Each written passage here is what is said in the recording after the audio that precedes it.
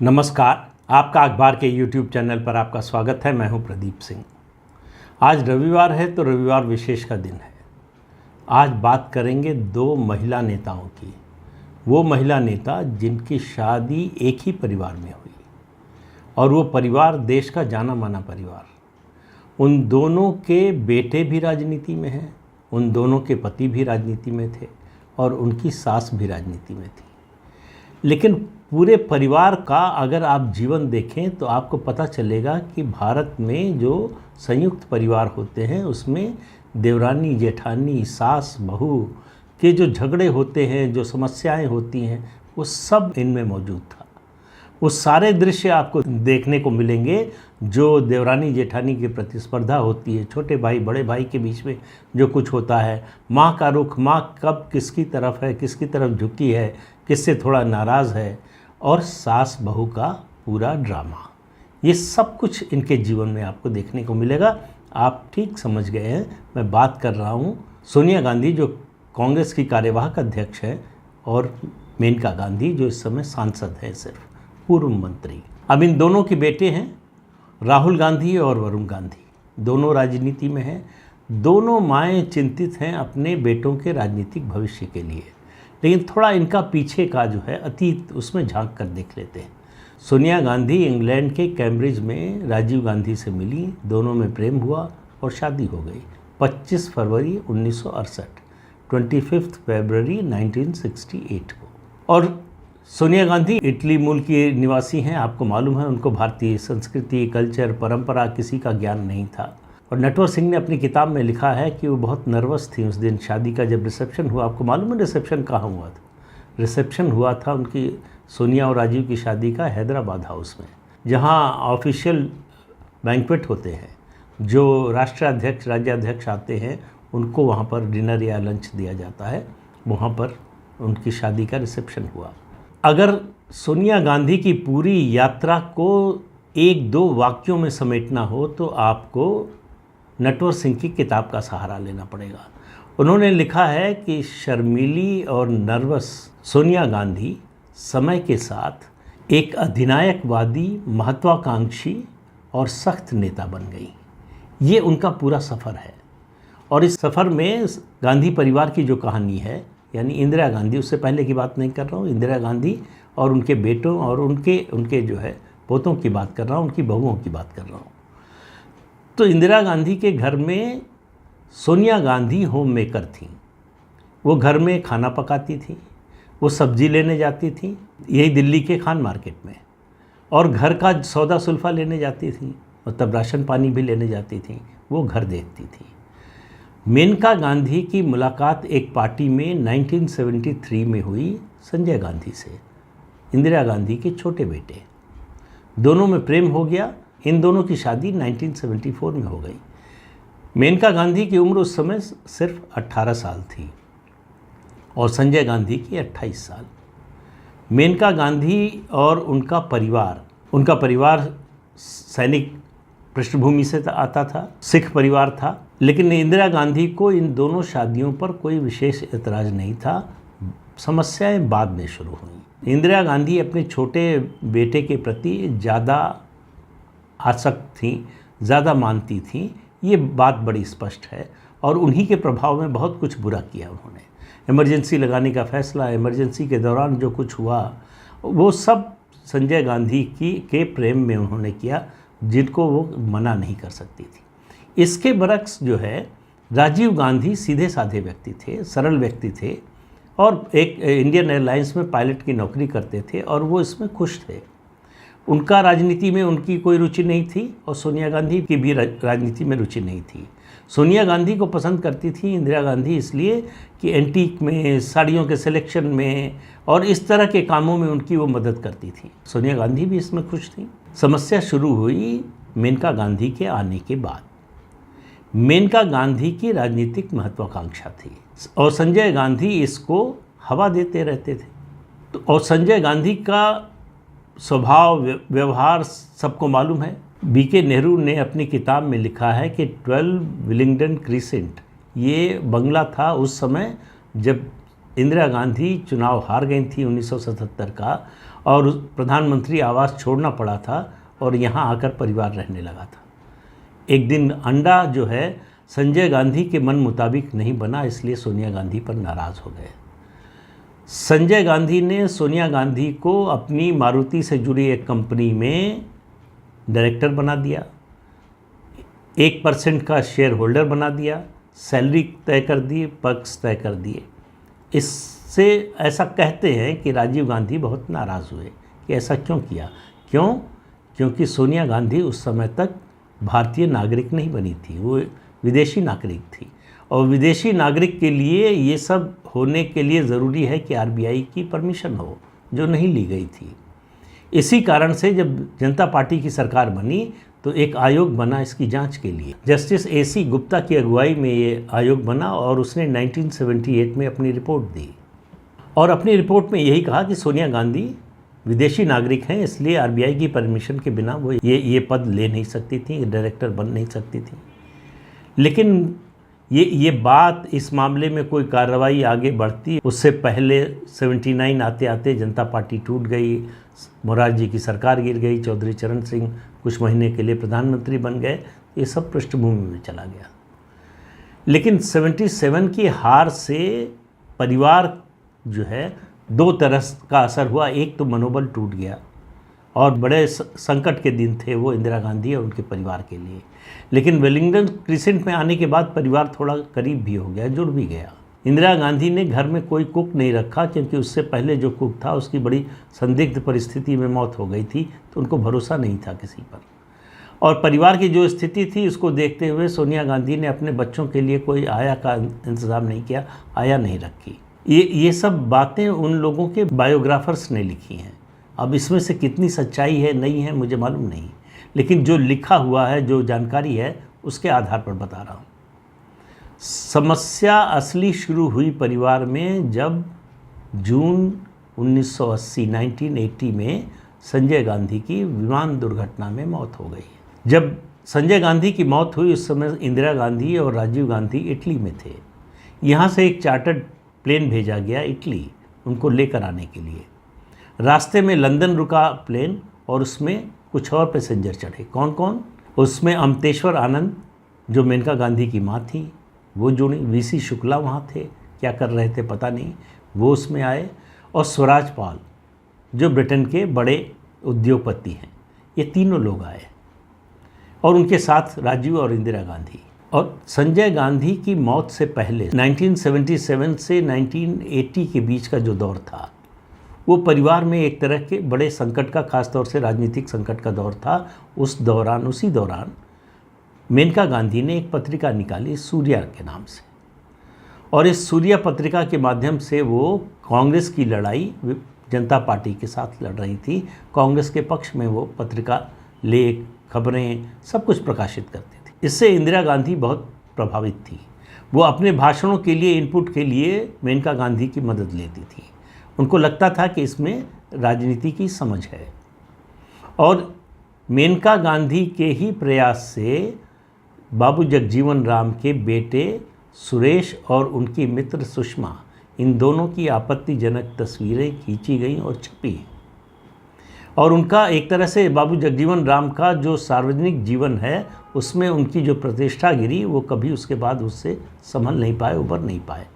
तो सोनिया गांधी और मेनका गांधी में असली समस्या शुरू हुई और सास बहू का भी झगड़ा शुरू हुआ संजय गांधी की मौत के बाद।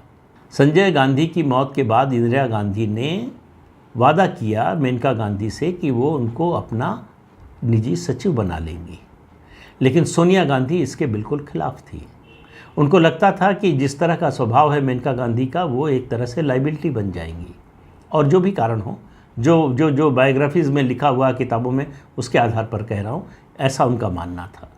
तो वो हर हालत में मेनका गांधी के राजनीति में आने के खिलाफ थी और मेनका गांधी हर हालत में राजनीति में आना चाहती थी। तो सोनिया गांधी की इच्छा पर, और सोनिया गांधी ने इसके लिए पत्र भी लिखे इंदिरा गांधी को, उसका जवाब भी आया। इस खतो किताबत के बाद इंदिरा गांधी ने अपना फैसला बदल दिया, अपना जो ऑफ़र था वो वापस ले लिया। उन्होंने मेनका गांधी को नहीं बनाया अपना निजी सचिव। इससे मेनका गांधी की नाराज़गी और बढ़ गई। उनको लगा कि इंदिरा गांधी सोनिया का पक्ष ले रही हैं और ये झगड़ा धीरे धीरे बढ़ने लगा और ये क्लाइमेक्स पर पहुंचा जब संजय विचार मंच नाम के एक संगठन का निर्माण हुआ। अकबर अहमद डंपी कांग्रेस के नेता थे और संजय गांधी के बहुत करीबी थे, मेनका गांधी के भी मित्र थे। उन्होंने ये बनाया और लखनऊ में इसका सम्मेलन था। इंदिरा गांधी लंदन जा रही थी, लंदन से उन्होंने मना किया मेनका को कि इस सम्मेलन में न जाएं। इसके बावजूद मेनका उसमें गई और बोली और संजय गांधी की 5 सूत्री कार्यक्रम की उसमें जो है उन्होंने रूपरेखा पेश की। इस घटना ने इंदिरा गांधी के सब्र का बांध तोड़ दिया। वो लौट कर आई। लौटने के बाद सीधे, कुछ लोगों ने तो लिखा है कि नंगे पांव वो मेनका गांधी के कमरे में गईं और उनके साथ आर.के. धवन और धीरेन्द्र ब्रह्मचारी थे और मेनका गांधी से कहा कि अभी इसी वक्त मेरा घर छोड़ दो। मेनका गांधी ने उसके बाद पूरा ड्रामा किया, उसका पूरा फ़ायदा उठाने की कोशिश की। उन्होंने कहा कि मेरे बच्चे की तबीयत ख़राब है, उसको बुखार है, मुझे 2 दिन का समय दे दीजिए, मेरे पास रहने की और कोई जगह नहीं है, मैं कहाँ जाऊँगी, मैं इंतज़ाम कर लूँ। कुछ भी सुनने को तैयार नहीं थी इंदिरा गांधी। रात 1 बजे टाइमिंग तय की मेनका गांधी ने और 1 बजे इंदिरा गांधी के घर से छोटे वरुण को गोद में लेकर वो निकली। पूरा देश विदेश का सारा मीडिया बाहर मौजूद था और मेनका गांधी ने वहाँ मीडिया के लोगों से कहा कि अगर मुझे फिर वापस आने के लिए कहा जाएगा तो मैं लौट आऊँगी। लेकिन उसके बाद इंदिरा गांधी ने कभी उनको लौटकर आने के लिए कहा नहीं। मेनका गांधी की समस्या ये भी हो गई थी कि संजय गांधी की मौत के बाद इंदिरा गांधी जब तब सोनिया गांधी की बहुत ज़्यादा प्रशंसा करती थी, इससे भी मेनका चिढ़ने लगी थी और दोनों देवरानी जेठानी के संबंध दिन पर दिन खराब होते जा रहे थे और सास बहू के संबंध तो ऐसे हो गए कि आखिर में जो है इंदिरा गांधी ने अपनी बहू और छोटे से पोते को घर से निकाल दिया। और ये खबर ये बनी कि आधी रात में अपनी विधवा बहू को छोटे से पोते के बीमार पोते के साथ इंदिरा गांधी ने निकाल दिया। अब ये कहानी अपने आप में किसी भी सास बहू सीरियल से ज़्यादा रोचक है। जो घर के अंदर के लोग हैं जो जानते हैं, वो उनका कहना था कि बात बात पर घर में झगड़े होते रहते थे। इस तरह के झगड़े बड़े आम थे। तो ये रहा मेनका गांधी का सफ़र। इसके बरक्स सोनिया गांधी का सफ़र जो है उसको 4-5 हिस्सों में बांटा जा सकता है। पहला 1968 में जब वो राजीव गांधी की पत्नी बनकर आई और 1984 तक का वो दौर ऐसा था जब उनके पास जब वो एक राज परिवार का भी हिस्सा थी और एक आम नागरिक के रूप में भी जीने का उनके पास अवसर था, क्योंकि उनके पति राजीव गांधी राजनीति में नहीं थे। उसके बाद 84 में इंदिरा गांधी की हत्या के बाद 84 से 7 साल का समय 1991 का जब राजीव गांधी की हत्या हुई। संजय की हत्या के बाद मेनका का ही नहीं, राजीव गांधी के भी राजनीति में जाने का सोनिया गांधी ने विरोध किया और जब इंदिरा गांधी की हत्या हुई और राजीव गांधी को प्रधानमंत्री बनाने की बात हुई तब भी उन्होंने पुरजोर विरोध किया, लेकिन आखिर में उनको मानना पड़ा।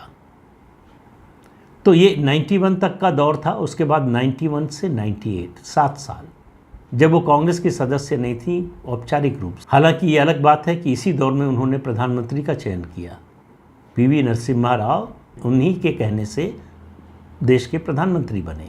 और उसके बाद 98 से 2014 तक का दौर जब वो कांग्रेस की अध्यक्ष बनी, फिर उसके बाद 2004 में सरकार बनी, 10 साल सरकार रही, मनमोहन सिंह को प्रधानमंत्री बनाया क्योंकि राहुल गांधी ने सोनिया को बनने नहीं दिया प्रधानमंत्री।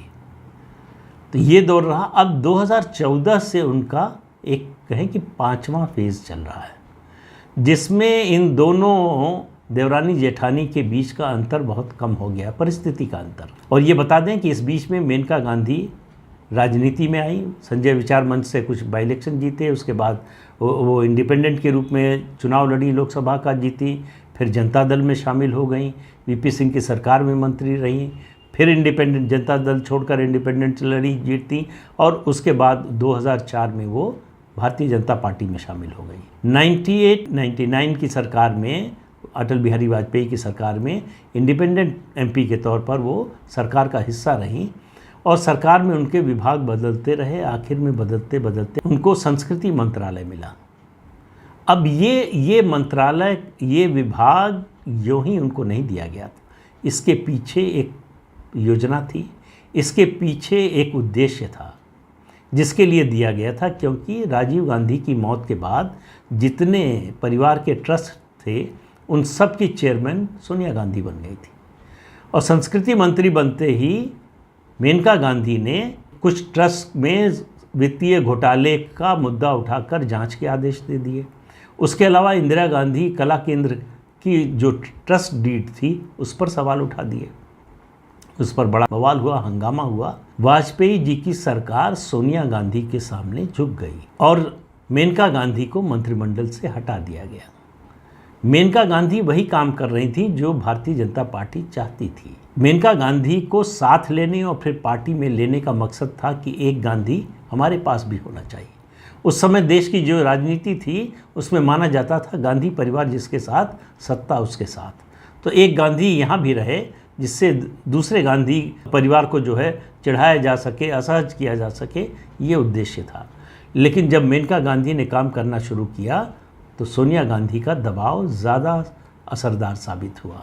अब जो स्थिति है 2014 से 2019 तक नरेंद्र मोदी के मंत्रिमंडल में मेनका गांधी मंत्री रही और इसी बीच में 2017 का उत्तर प्रदेश विधानसभा का चुनाव हुआ। चुनाव से पहले मेनका गांधी ने अपने जीवन की सबसे बड़ी राजनीतिक भूल की और अपने बेटे के प्रेम में उन्होंने बेटे के प्रेम में इस तरह की पेशबंदी की कि उत्तर प्रदेश में मुख्यमंत्री के रूप में उनके बेटे वरुण गांधी को प्रोजेक्ट किया जाए। उसमें क्षमता है मुख्यमंत्री बनने की। ये मोदी अमित शाह की जो बीजेपी थी उसको रास नहीं आई। ये बात रोकने की कोशिश हुई, लेकिन वरुण गांधी, अगर आप में से कोई कभी वरुण गांधी से मिला हो और 2 मिनट भी बात की हो तो आप समझ सकते हैं कि वरुण गांधी क्या है। उनका ये परम विश्वास है कि उनका जन्म ही भारत पर राज करने के लिए हुआ है। अब ऐसे व्यक्ति से आप क्या उम्मीद कर सकते हैं, क्या समझा सकते हैं? वो हवा के जिस घोड़े पर सवार है वहाँ से नीचे उतरने को तैयार नहीं। आज स्थिति ये है कि उनको 2024 में लोकसभा चुनाव में बीजेपी का टिकट तो नहीं मिलने वाला। हालांकि बीच में उन्होंने कोशिश की कि कांग्रेस में भी गुंजाइश बने तो परिवार के साथ जा सके, लेकिन उधर से कोई जवाब आया नहीं। अब मेनका गांधी को 24 में टिकट मिलेगा कि नहीं ये तय नहीं है, हालांकि मुझे शंका है कि मिलेगा। इधर सोनिया गांधी की स्थिति यह है कि पिछले 8 साल से कोई अच्छी खबर सुनने को मिल ही नहीं रही है। लगातार एक के बाद एक हार। बेटा अमेठी की सीट हार गया, अध्यक्ष होते हुए हार गया। बेटे को प्रधानमंत्री बनते देखना चाहती हैं, बेटा पार्टी का अध्यक्ष भी बनने को तैयार नहीं। जिम्मेदारी से लगातार भागने वाला बेटा। उधर देवरानी का बेटा है जो जिम्मेदारी चाहता है और जिम्मेदारी उससे दूर भाग रही है, उसको मिलती नहीं। तो ये दोनों भाइयों का ये जो कंट्रास्ट है उनके राजनीतिक जीवन का, असल में समस्या ये है कि दोनों के साथ एक ही समस्या है, वो है सेंस ऑफ एंटाइटलमेंट की। उनको लगता है कि हम राज परिवार के हिस्से हैं, ये परिवार हमारी जागीर है, हम इस पर राज करने के लिए पैदा हुए हैं।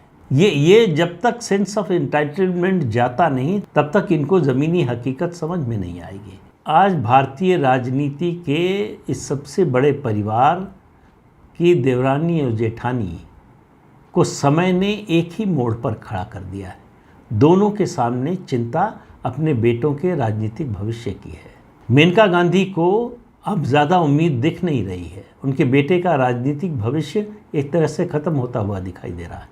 और सोनिया गांधी ने हालांकि अभी उम्मीद छोड़ी नहीं है। मुझे लगता है कि उनको भी मालूम होगा अब बेटे को आगे बढ़ाना अब लगभग असंभव हो गया है। मुझे लगता है कि ये जो भारत जोड़ो यात्रा हो रही है, ये आखिरी कोशिश है राहुल गांधी को फिर से केंद्र में, यानी कांग्रेस की राजनीति के केंद्र में और देश की राजनीति के केंद्र में लाने की, लेकिन वो सफल होती हुई दिखाई नहीं दे रही है। इस यात्रा के बाद कांग्रेस की स्थिति या राहुल गांधी की स्थिति में कोई सुधार आएगा, उनकी विश्वसनीयता बढ़ेगी, उनकी साख बढ़ेगी, ऐसा दिखाई नहीं दे रहा है।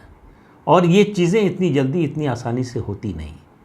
तो ये देवरानी जेठानी की कहानी अपने समापन की ओर बढ़ रही है।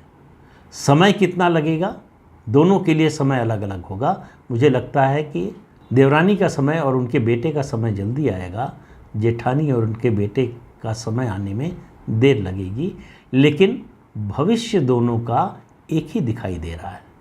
सवाल सिर्फ समय का है। समय किसी को छोड़ता नहीं है। वो कहा गया है ना कि मनुज बली नहीं होत है, समय होत बलवान। भीलन लूटी गोपियाँ, वही अर्जुन वही बाण। ये पांडव जब अज्ञातवास में थे उस समय की कहानी है। तो कहाँ एक समय था जब पूरे देश पर राज चलता था। आज एक समय है कि कांग्रेस के अंदर से सोनिया गांधी को चुनौती मिल रही है।